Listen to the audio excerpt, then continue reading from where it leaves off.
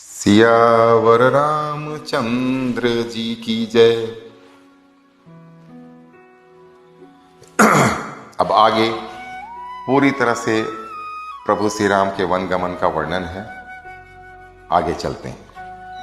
फिरत नारी नर अति पछिताही, दयहि दोष देहि मन माही। सहित विषाद परस्पर कहीं, विधि कर तब उल्टे सब आही। लौटते हुए स्त्री पुरुष बहुत ही पछताते हैं और मन ही मन दैव को दोष देते हैं। परस्पर बड़े ही विषाद के साथ कहते हैं कि विधाता के सभी काम उल्टे ही हैं। निपट निरंकुश निठर निशंकु, जहि शशि किन्ह सरुज सकल अंकु। रुख कल पतरु सागुर खारा, तेहि पठये बन राजकुमारा।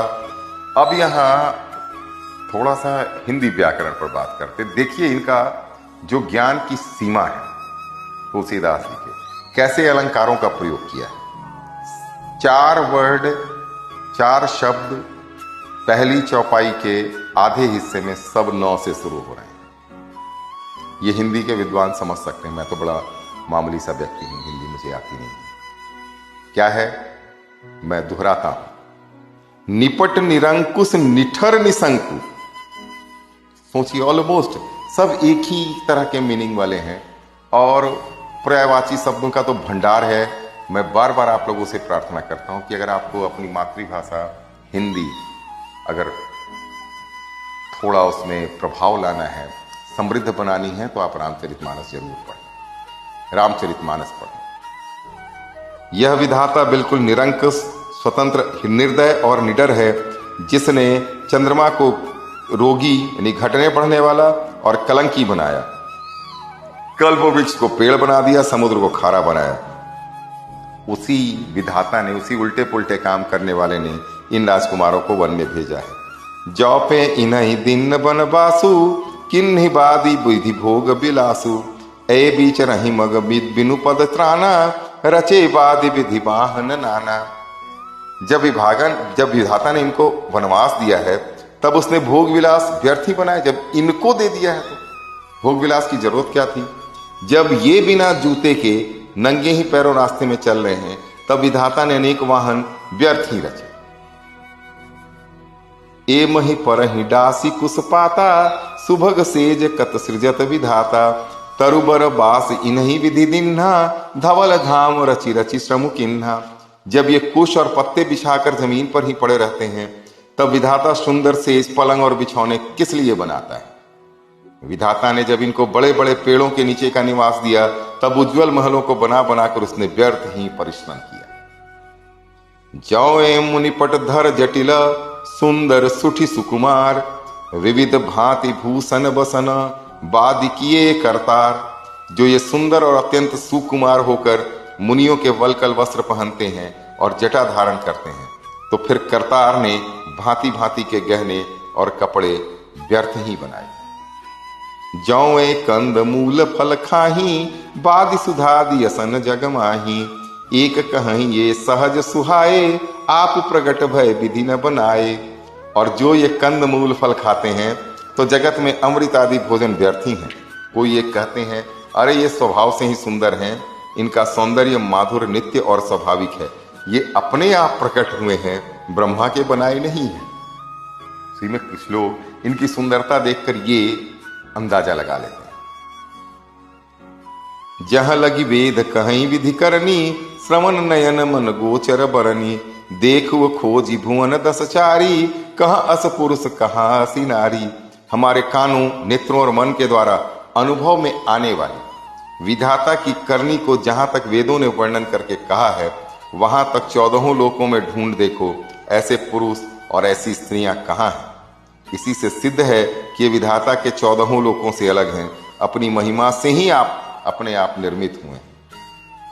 इन्हीं देख विधु मनु अनुरागा, पटतर जोग बनावे लागा। किन्न बहुत श्रम एक न आए, तही ईर्षा बन आनि दुराए। वाह, क्या उदाहरण। इन्हें देखकर विधाता का मन भी अनुरक्त हो गया, मुग्ध हो गया। तब वह भी इन्हीं की उपमा के, इन्हीं के जैसे योग्य दूसरे स्त्री पुरुष बनाने में लग गया। उसने बहुत परिश्रम किया, परंतु कोई भी इनके जैसा आया ही नहीं, बना ही नहीं। तब ईर्ष्या के मारे उसने इनको जंगल में लाकर छिपा दिया है। एक कहीं हम बहुत न जानही, आपहु परम धन्य करी मानही। ते पुनि पुण्य पुंज हम लेखे, जे देखहि देख जे देखहि देखहि किन देखे। कोई एक कहते हैं हम बहुत नहीं जानते, हाँ अपने आप को परम धन्य अवश्य मानते हैं कि हमें इनके दर्शन प्राप्त हो रहे हैं। हमारी समझ में वे भी बड़े पुण्यवान हैं जिन्होंने इनको देखा है, जो देख रहे हैं और आगे भी जो देखेंगे। हम आप भी पुण्यवान हैं क्योंकि हम इस कथा को पढ़ रहे हैं, सुन रहे हैं। ए विधि कही कही वचन प्रिय, ले ही नयन भरी नीर। किमि चली है मारग अगम, सुठी सुकुमार शरीर। इस प्रकार प्रिय वचन कहकर सब नेत्रों में प्रेमाश्रुओं का जल भर लेते हैं और कहते हैं कि अत्यंत सुकुमार शरीर वाले दुर्गम मार्ग में कैसे चले। नारी स्नेह विकल बस होही, चकई साज समय जनु सोही। मृदुपद कमल कठिन मृग जानी, गहबरी हृदय कहीं बर बानी। स्त्रियां स्नेह वश विकल हो जाती हैं, मानो संध्या के समय चकवी वियोग की पीड़ा से सोह रही हूं।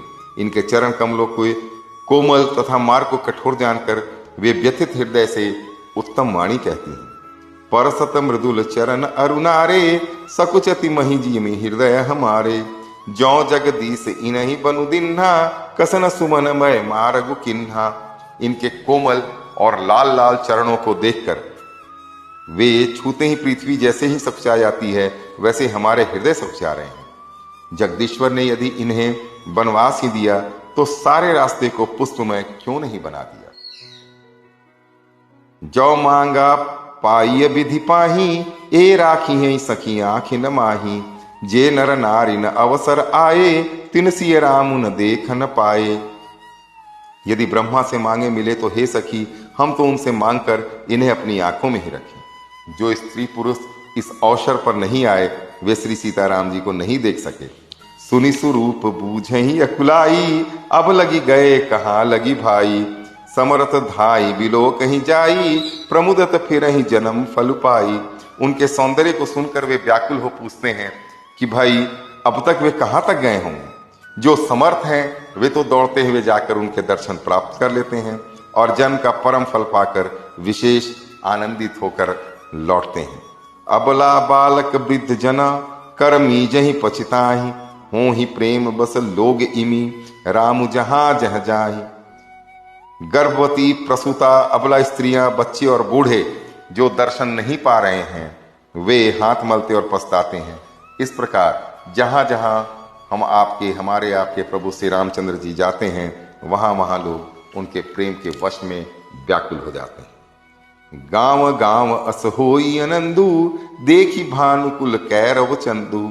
जे कछु समाचार सुनी पावही, ते नृप रानी ही दोष लगावही। सूर्य कुल्लुपी कुमुदनी के प्रफुल्लित करने वाले चंद्रमा स्वरूप श्री रामचंद्र जी के दर्शन कर गांव गांव ऐसा ही आनंद हो रहा है। जो लोग वनवास दिए जाने का कुछ भी समाचार सुन पाते हैं, वे राजा रानी दशरथ कैकेयी को दोष लगाते हैं, जिन्हें पता चल जाता है। कहीं एक यति भल नर नाहु, दिन हम ही जो लोचन लाहू। कहीं पर लोग लोगाई, बातें सरल स्नेह सुहाई। कोई एक कहते हैं कि राजा बहुत ही अच्छे हैं, जिन्होंने हमें अपने नेत्रों का लाभ दिया। स्त्री पुरुष सभी आपस में सीधी स्नेह भरी सुंदर बातें कह रहे हैं। ते पितु मातु धन्य जिन जाए, धन्य सु नगरु जहां ते आए। धन्य सु देसु सैलु बनु गाऊं, जहां जहां जाई धन्य सोई ठाऊं। वे माता पिता धन्य है जिन्होंने इन्हें जन्म दिया, वह नगर धन्य है जहां से आए हैं, वह देश पर्वत वन और गांव धन्य है, और वही स्थान धन्य है जहां जहां ये जाते हैं।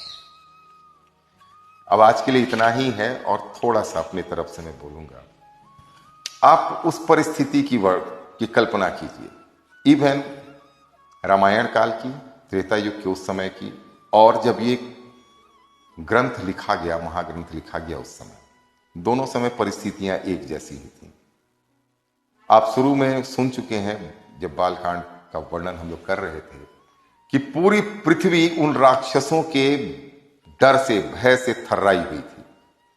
आम लोगों के बीच में प्रभु श्री राम जाकर के एक विश्वास पैदा कर रहे हैं कि अब डरने की बात नहीं है। आज के लिए इतना ही।